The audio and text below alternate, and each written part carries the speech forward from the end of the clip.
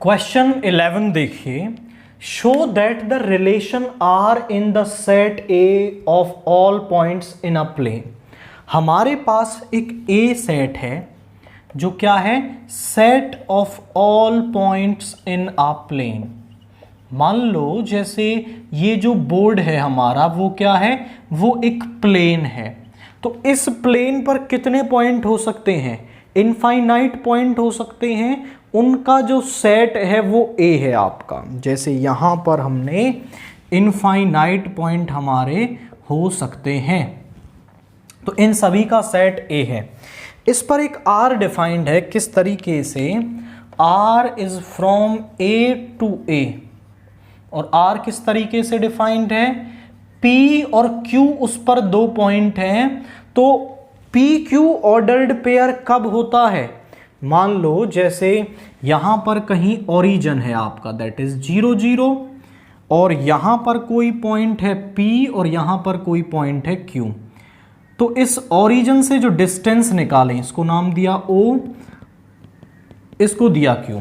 तो P की जो O से डिस्टेंस है और जो Q की O से डिस्टेंस है, अगर ये दोनों बराबर आ जाती हैं तो P और Q आपके रिलेशन में होंगे, मतलब आपस में रिलेटेड होंगे।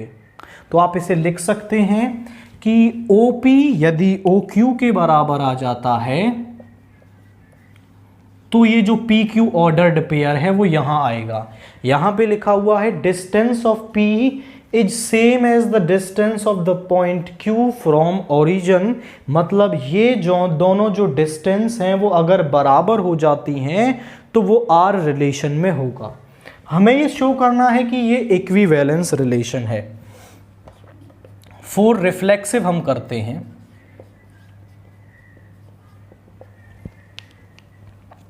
लेट P बिलोंग्स टू ए। हमने P आपका A से कोई पॉइंट मान लिया, तो हम ऐसा लिख सकते हैं कि OP is equal to OP, यानी किसी भी पॉइंट की ओरिजिन से डिस्टेंस आप दो बार नाप लो, सेम ही मिलेगी। मतलब कोई भी जो पॉइंट है वो अपने पास साथ तो रिलेशन रखेगा। तो यहां पे आप लिख देंगे OP is equal to OP, which implies P comma P belongs to R, so R is reflexive.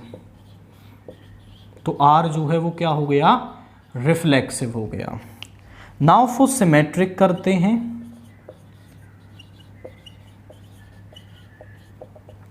Symmetric के लिए हम मान लेते हैं let P comma Q belongs to R, और जो P कॉमा Q है वो R में कब होगा, जब आपका जो OP है वो OQ के बराबर रहा होगा, तभी तो P कॉमा Q R में आया। तो इस OP को हम ऐसे भी लिख सकते हैं, OQ is equal to OP, यानी Q की डिस्टेंस P की डिस्टेंस के बराबर।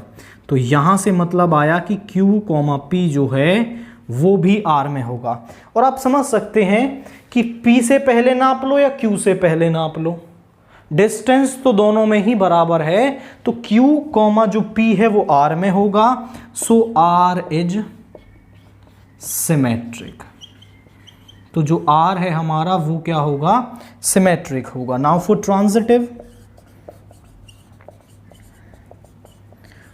ट्रांजिटिव, हम करते हैं let P comma Q belongs to R and Q comma S belongs to R। अब P कॉमा Q के R में होने का मतलब है OP is equal to OQ, and Q comma S के होने का मतलब है OQ is equal to OS। OP OQ के बराबर है, OQ OS के बराबर है। तो हम ऐसा कह सकते हैं कि जो OP है वो OS के बराबर होगा, और इसका मतलब क्या है कि P comma S belongs to R। आप चेक करिए कि P कॉमा Q R में है, Q कॉमा S R में है, और P कॉमा S भी R में आ रहा है। सो R इज ट्रांजिटिव, R आपका रिफ्लेक्सिव हो गया, सिमेट्रिक हो गया, ट्रांजिटिव हो गया। That means R is equivalence relation, hence R is an equivalence relation. अब R जो है वो एक इक्विवेलेंस रिलेशन है। इतना क्वेश्चन तो हमने कर दिया।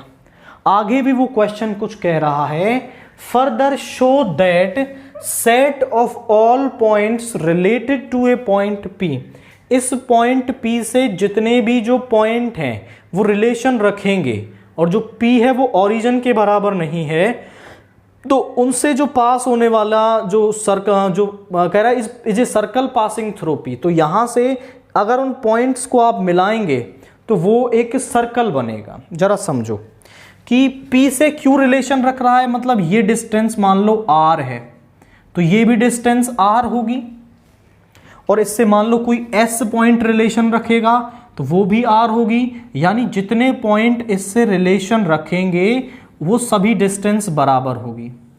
अब उन पॉइंट से जो P से पास होने वाला कर्व है सभी की डिस्टेंस बराबर है, दैट इज रेडियस। तो ये क्या बन गया, ये सर्कल बन गया। आप बोलेंगे all the points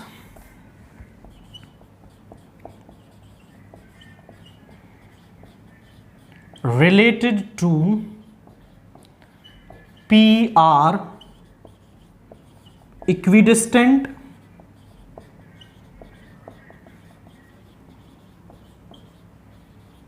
from origin, that means the fixed distance is radius, fixed distance is radius,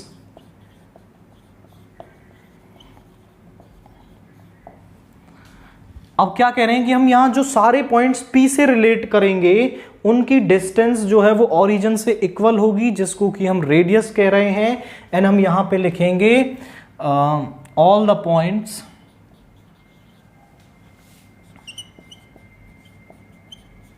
related to P is a circle